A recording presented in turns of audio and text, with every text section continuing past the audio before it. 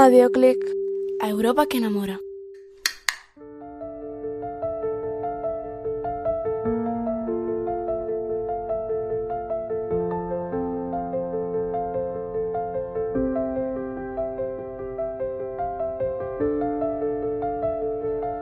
Benvidos a Ouro e Prata, un programa de Radio Click. A moeda non é só un medio de pago, senón que tamén conta a historia dunha sociedade, os seus intercambios, o seu poder e os seus cambios económicos. Galicia ten unha historia fascinante en canto a moeda, dende a época romana ata o euro. Para falar disto, temos connosco tres expertos. Iris, historiadora especializada en economía medieval, Lucas, numismático e coleccionista de moedas, e Nico, economista experto en sistemas monetarios. Hoxe exploraremos como evolucionou a moeda en Galicia en tres grandes etapas. As primeiras moedas da nosa terra, a moeda galega na Idade Media e moderna, e o paso da peseta ao euro e os seus efectos na economía galega. Pero antes de entrar en materia, pensemos nunha cuestión. Ata que punto unha moeda pode cambiar a historia dun pobo? Que impacto tivo en Galicia o uso de moedas foráneas en lugar dunha propia? Reflexionemos sobre isto mentres comenzamos co primeiro bloque. Iris, como foron os comezos da moeda en Galicia? Para entender a historia da moeda en Galicia, temos que remontarnos á antigüidade. Antes da chegada dos romanos, os povos galaicos comerciaban mediante o troco, xa que aínda non había moedas locais. Coa chegada dos fenicios e os gregos, comezaron a circular moedas estranxeiras, especialmente de prata, usadas no século II a.C. coa conquista romana. Os romanos impuxeron o seu sistema monetario introducindo moedas como os denarios de prata e os ases de bronce. Aínda que Galicia era unha zona periférica do imperio, circulaban moedas romanas en abundancia, especialmente nas zonas costeiras e nos asentamentos comerciais. Moitos castros galegos demostraron ter contacto co comercio romano, como vemos nos achados de moedas en lugares como Baroña ou Santa Tegra. Xa na época visigoda e na Alta Idade Media seguiu usándose moeda romana e bizantina, pero pouco a pouco foron aparecendo moedas propias dos reinos peninsulares, como o ouro dos suevos ou os primeiros maravedís do Reino de León. En Galicia, a moeda non era só un medio de pago, senón tamén un símbolo de poder, e o control sobre ela estaba sempre nas mans dos reis de León e Castela. Agora ben, que pasou cando chegamos á Idade Media e Moderna? Lucas, contanos como evolucionou a moeda en Galicia nesas épocas. Na Idade Media, a moeda en Galicia pasou por diferentes fases. No século XIII, por exemplo, houbo casas de moedas en cidades como Santiago de Compostela, onde se acuñaban maravedíes de ouro e prata. Isto era importante porque demostraba certa autonomía económica da nosa terra. Porén, coa chegada dos reis católicos e a centralización do poder, a emisión de moeda foi concentrándose noutras rexións, como Segovia e Toledo, e Galicia perdeu capacidade de acuñar a moeda propia.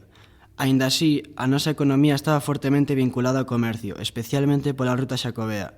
O Camiño de Santiago trouxo moedas de toda Europa, como ducados venecianos, floríns de Florencia ou reis de prata de Castela. Isto fixo que en Galicia houbera unha circulación monetaria moi variada. Xa nos séculos XV e XVI, coa chegada dos Habsburgo, comenzaron a circular os famosos reis de A8, moedas de prata que se usaban en todo o Imperio Español e incluso en América. No século XIX, coa chegada da peseta en 1868, Galicia entrou nunha nova era monetaria, pero seguiu tendo unha economía marcada polo comercio exterior e polo uso de divisas de outros países, especialmente de Inglaterra e Portugal. E precisamente, a peseta é o punto de partida do seguinte bloque. Nico, como foi o paso da peseta ao euro e que consecuencias tivo para... A peseta foi a moeda oficial de España desde 1868 ata 2002, un período moi longo no que Galicia experimentou grandes cambios económicos. No século XIX e principios do século XX, Galicia tiña unha economía baseada na agricultura e na emigración, e moitos galegos recibían cartos e moedas estranxeiras enviadas dende América. Xa no século XX, especialmente tras a Guerra Civil, a peseta sufriu moitas devaluacións. Nos anos 60 e 70, coa modernización económica, Galicia empezou a recibir máis turismo e investimentos, e a peseta estabilizouse. O gran cambio chegou en 1999, cando se fixo o valor do euro e comezou a transición cara á nova moeda.